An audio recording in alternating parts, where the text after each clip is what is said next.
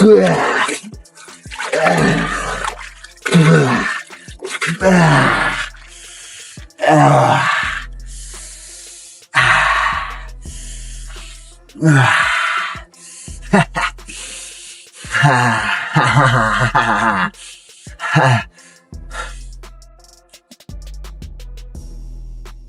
talking to me? We're together. Me and you. You're talking to me? You're talking to me? You're doubting me?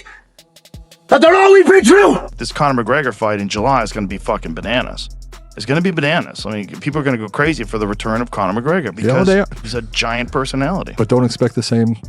How could you just can't. He hasn't fought in 5 years, That's right? exactly it. It's been 5 and years. But that's the problem. It might be more. Because they're going to all expect that. I think it is a little over 5. It's almost 6, I think. It might be 6 at the time of the fight. It might be. I think it's 5. I think it's 5 right now. Are we expecting to see a Conor that looked like Nate this last fight? Or are we expecting to see a better Conor than someone that looked like Nate? Because Nate did not look good. No, but Mike Perry did. And Mike Perry looked like a fucking murderer. You know what I mean? Like Mike Perry is a murderer. He's a murderer. And this is such a savage. You take a look at that, and when you're taking an older fighter, which Nate is now, and you're 21. You're 5 fucking years ago, July. So it literally will be 6 years. Yeah. But when you're it'll be 5 years. It'll be 5 years. When you're taking a younger fighter and putting them against the old dog, it normally doesn't end well for the old dog. Well, the thing is about Max Holloway is like Max Holloway isn't that much younger than Conor. He's not. But the thing is, Max has been in constant high-level competition the entire time. Won the BMF fight, beat Dustin, like constant high-level competition. That's right. It's a different thing. And I honestly believe him at 155 is the best thing for him. Absolutely. Max. But he's not 155 in this fight. This is 170. But honestly, he might be better. No No weight cutting at all. Just no weight cut, just kind of walk around. And also, knowing this is such a high-profile fight, Max is always in insane shape. But particularly in this fight, he's going to be in fucking insane shape. And his last fight, he took almost no damage. He got taken down, controlled, back taken, and there was not a lot of damage taken. Just frustrating.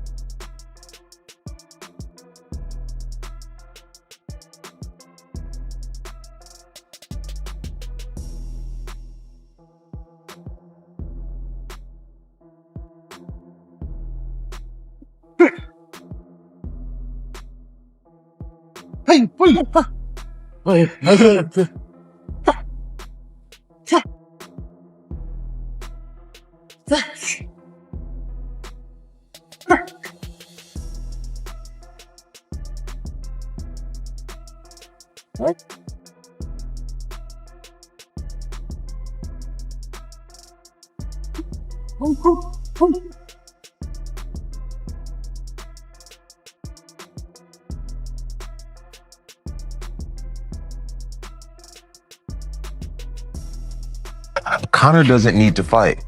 He has everything. I respect the fact that he's coming back to fight so much because it shows that he's a fighter in his heart. Me, I got to a certain level and I decided to walk away. Conor, he's back. It shows that he's still that fighter despite having so much success. I'm rooting for him. Proud of Conor. I'm a massive fan. I think I will be for the rest of my life. He has had a lot of struggles, ups and downs, just like I have, but he always gets back on his feet, which is a huge example to so many out there. Just starting to realize the insurmountable challenge that Conor McGregor is about to take on. Like as things get closer, hype starts to die down, reality starts to set in, and we aren't there yet. Like the hype and the fireworks are still going to be going for another week or so.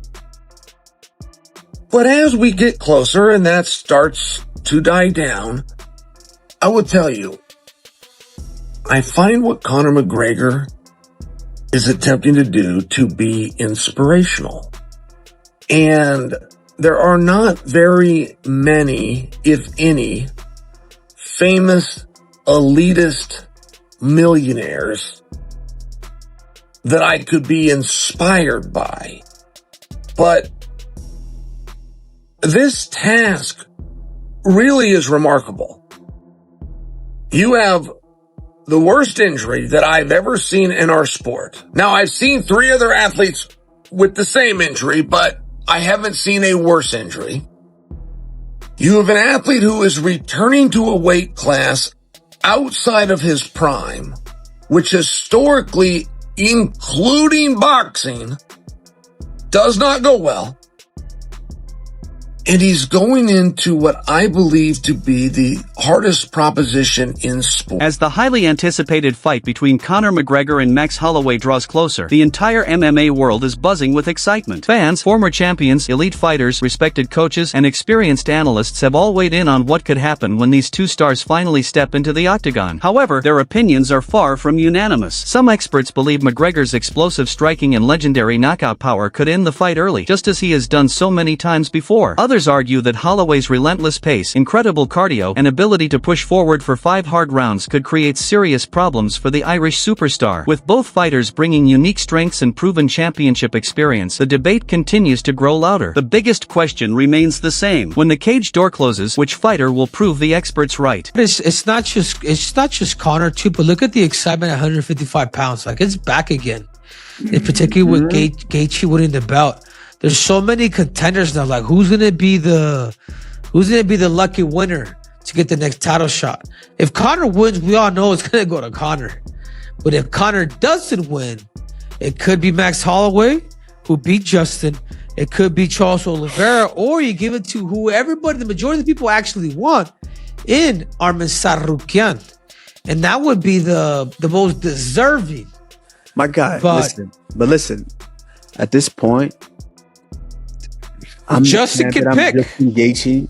Justin can pick. Okay, if Max does get it done, what is the point of the rematch? That's not a big enough fight. It's not a big enough high for me to top what I just did at the White House. I'm done. Oh, so really? So you're saying? Hold on, come on. Let me pause you there. So, if Conor does lose, there could be a reason that Justin Gaethje says goodbye to the sport of MMA. I mean, I'm not speaking for him. He's his own man. But if the fight's not big enough,